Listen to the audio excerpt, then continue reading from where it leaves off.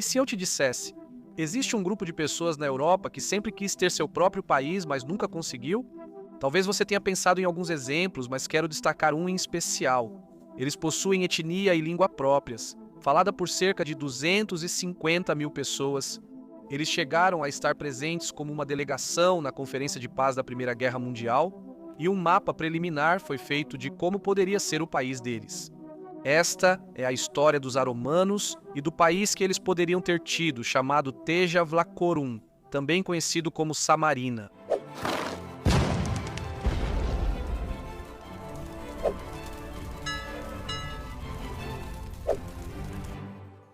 Então, primeiro, quem são essas pessoas? Os aromanos são um grupo étnico nativo do sul dos Balcãs. Eles falam aromeno, uma língua românica oriental. Eles tradicionalmente vivem no sul da Albânia, norte da Grécia e Macedônia do Norte, assim como no oeste da Bulgária. Na verdade, as mais de 250 mil pessoas que falam aromeno hoje vivem principalmente nesses lugares, a maioria na Grécia. Muitos deles também vivem no exterior, em várias partes do mundo, como parte da diáspora aromena devido aos seus ancestrais. Saindo da grande capital aromena de Moscopole, que hoje é uma pequena vila, mas que já foi uma das maiores cidades dos Balcãs, rivalizando apenas com Constantinopla, mas destruída por Ali Pasha em 1788.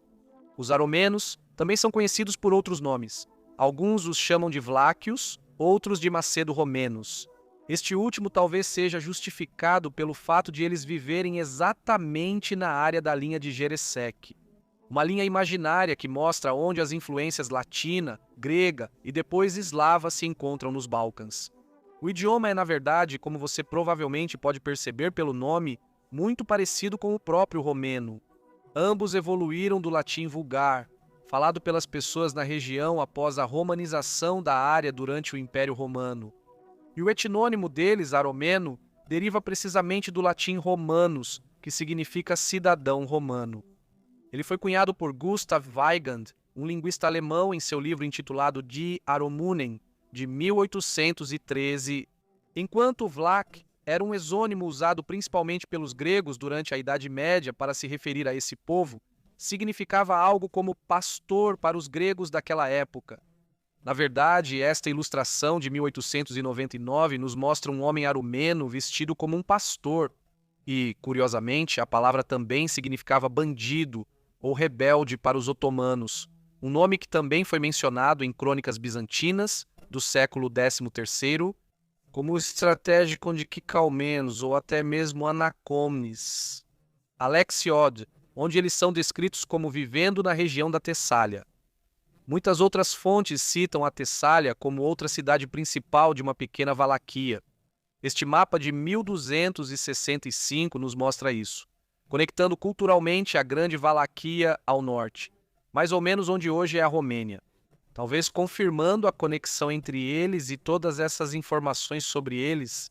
Sua principal cidade destruída em 1788, o estudo do seu nome em 1813 e, acima de tudo, o registro de como eram chamados no período medieval nos mostra algo.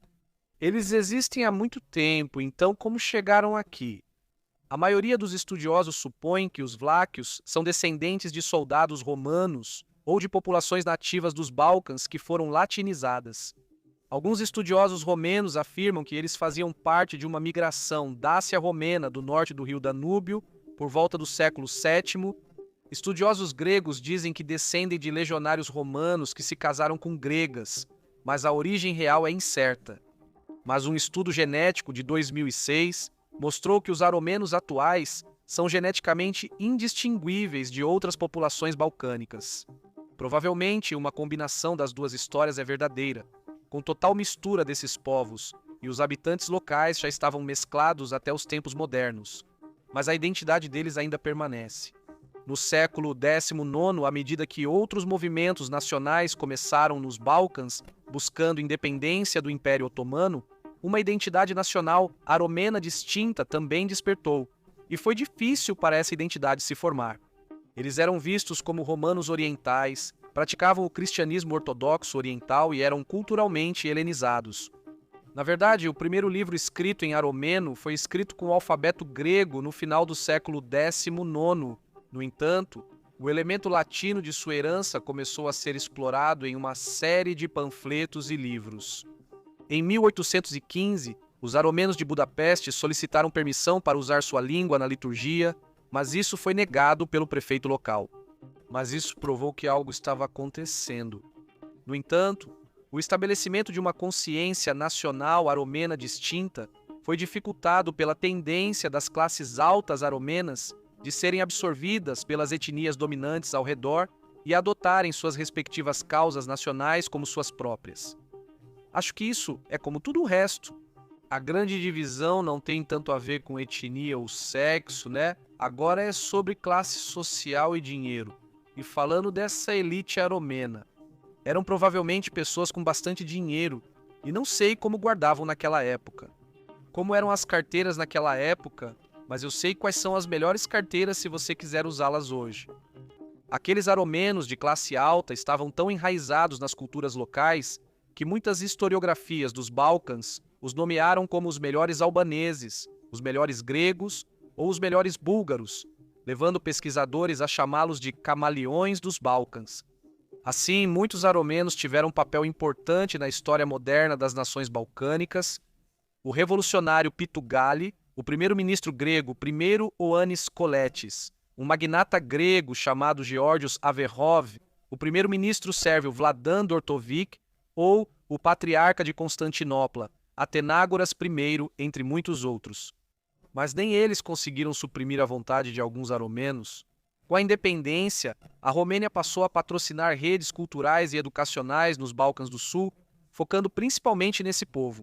Como resultado, os aromenos se dividiram em 3 principais facções, uma pró-grega, outra pró-romena e uma terceira, menor, focada em sua identidade única que misturava as duas culturas. A luta macedônia, um conflito local que ocorreu na Macedônia Otomana entre 1893 e 1912, testemunhou uma série de conflitos militares entre gregos e búlgaros. E é um exemplo perfeito da luta entre as facções arômenas, já que uma se aliou aos gregos e a outra aos búlgaros. Como Viena e Budapeste foram os principais destinos da diáspora arômena após a destruição de Moscopole, o Império Austro-Húngaro também se tornou um defensor da identidade deles.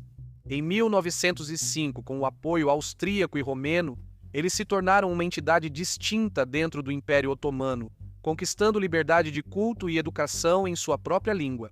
Muitos afirmaram que isso aconteceu tarde demais, pois o povo já estava dividido nessas facções e nenhum deles parecia realmente querer autonomia. Gustav Weygand tem uma citação de 1897 dizendo: "A maioria dos aromenos não é apenas indiferente, mas ativamente hostil ao seu próprio movimento nacional." No entanto, o movimento existia, e com o início e o fim da Primeira Guerra Mundial, ele iria passar por mais alguns desdobramentos. Com a derrota das potências centrais, a Entente reuniu-se em Paris para discutir os termos de paz e reorganizar o mapa mundial. Um dos principais itens da pauta era o apoio a vários movimentos que buscavam sua própria independência. Eles queriam, especialmente os americanos, que as novas fronteiras fossem traçadas de acordo com linhas de identidade nacional e etnia. E assim, vendo isso como uma oportunidade, uma delegação aromena se juntou às negociações em Paris. Eles se autodenominavam Comitê Nacional do Pindus e tinham como objetivo estabelecer uma entidade aromena independente, ou pelo menos autônoma. Eles hasteavam uma bandeira branca com linhas azuis formando um retângulo e um círculo. Eu sinto que já vi esse padrão em algum lugar, mas não consigo lembrar onde. Então, se você souber, deixe um comentário. Eles propuseram esse mapa mostrando um território no que hoje é o norte da Grécia, além de parte da Macedônia do Norte e da Albânia. O país se chamaria República de Samarina, ou República do Pindo. Isso aconteceu após a tentativa de criar um cantão aromeno sob proteção italiana, ainda durante a guerra. Na época, os latinos haviam ocupado parte dessa região e meio que incentivaram os aromenos a buscar sua herança latina para conseguir o apoio deles. Ao declarar independência em 1917, buscaram apoio dos italianos, mas estes não quiseram avançar. Eles retiraram suas tropas e os gregos retomaram as regiões. Essencialmente, nem os italianos, nem as outras potências da Entente se importaram o suficiente para defendê-los, e outras nações balcânicas queriam o território para si. Tudo isso, somado ao fato de que a maioria dos arumanos também não se importava muito com o movimento nacional, ou até mesmo se opunha ativamente a ele, fez com que o país que seria Samarina não chegasse a existir. Após a Primeira Guerra Mundial, o envolvimento romeno diminuiu. Durante a Segunda Guerra Mundial, com a ocupação da Grécia pelo Eixo, a Itália voltou a incentivar nacionalistas arumanos a criarem sua própria entidade sob proteção italiana. Um novo Principado de Pindo foi declarado, existindo entre 1941 e 1942 e hasteando uma bandeira de aparência horrível. Mas assim que foi declarado, Itália, Alemanha, Romênia e a Grécia calabronista se opuseram. O Eixo queria que os aromenos se mobilizassem a favor do Eixo, não em benefício próprio, e assim o Principado de Pindo também fracassou. Nos tempos modernos, a identidade aromena continua a existir. Mais de 200 mil pessoas de ascendência aromena vivem na Albânia, talvez até 300 mil na Grécia e em toda a região dos Balcãs e no mundo. 1/4 milhão de pessoas falam o idioma. Este mapa dos Balcãs do Sul nos mostra onde eles vivem hoje, com muitos bolsões ainda existentes na região. Eles já reivindicaram um país próprio, mas essencialmente todos adotaram a cultura nacional dominante do lugar onde vivem, às vezes mantendo, no máximo, uma identidade dupla. Exemplos da culinária aromena ainda podem ser encontrados em pratos específicos como mesovon e queijo aromeno. Eles têm música, literatura e vestimenta tradicionais próprias. Mas, por ora, a luta pelo país independente que nunca existiu está em pausa. Mas olha, em 2001, 30 prefeitos aromenos assinaram uma resolução de protesto contra a situação dos direitos humanos na Grécia. Então, quem sabe, talvez um dia os aromenos tentem se tornar um país novamente, e uma nova república de Samarina ou Vláquia nasça nos Balcãs. Todos sabemos que eles poderiam usar outro país para debater, então este é o país europeu que nunca existiu. O que acha? Ele deveria ter existido? Você conhece algum outro grupo étnico que quis ser independente, mas não conseguiu? Me conte nos comentários. Obrigado aos apoiadores pelo apoio e a você por assistir ao vídeo. Lembre-se de se inscrever se quiser ver os próximos vídeos e até a próxima para mais conhecimento geral.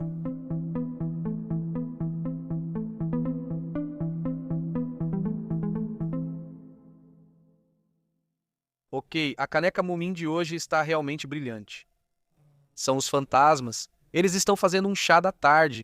E aí um monte de gente fica tipo, sei lá. Acho que preciso baixar um pouco as persianas. Porque há alguns vídeos atrás eu recebi um comentário que foi muito legal de alguém dizendo: a iluminação está muito boa, quais luzes você usa? Eu uso o sol. É uma janela, ela está muito bem posicionada, então isso é muito bom, mas é só uma janela.